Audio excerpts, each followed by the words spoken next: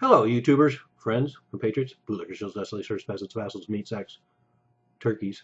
I'm a useful idiot. Welcome. And let's go to Turkey now because we've talked about all this sword rattling and this promise of a possible invasion by Saudi Arabia in Syria. And now we see these same kind of stories about Turkey.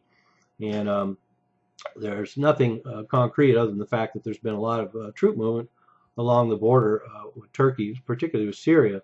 Of course, a lot of that has had to do with containing the Kurds there, not necessarily participating in Syria.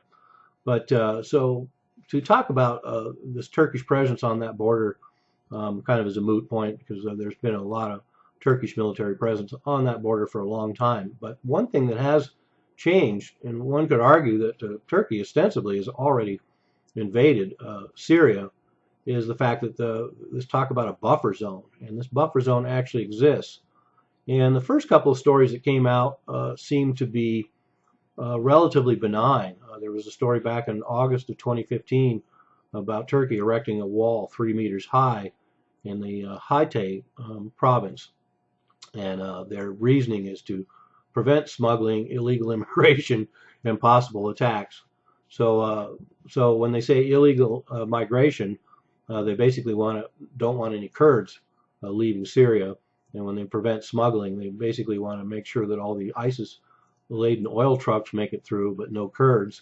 And they're more worried about possible attacks from Kurds than anybody in Syria. So let's be clear about what this is about. And then in February, or just earlier this month, there's another wall being built 3 meters high in the Hasaka province. And so this continues to be going on in different border areas. And not a coincidence that they're all next to Rojava, which is the Kurdish region of Syria.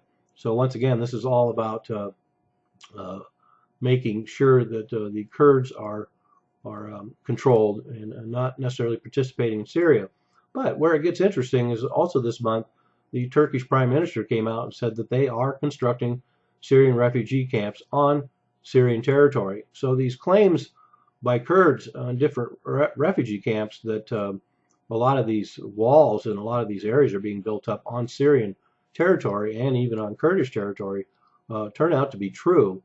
And there's several camps, and the Turkish Prime Minister confirmed that. And it's not necessarily set up by the Turkish government right now. They're administered by Turkish aid groups.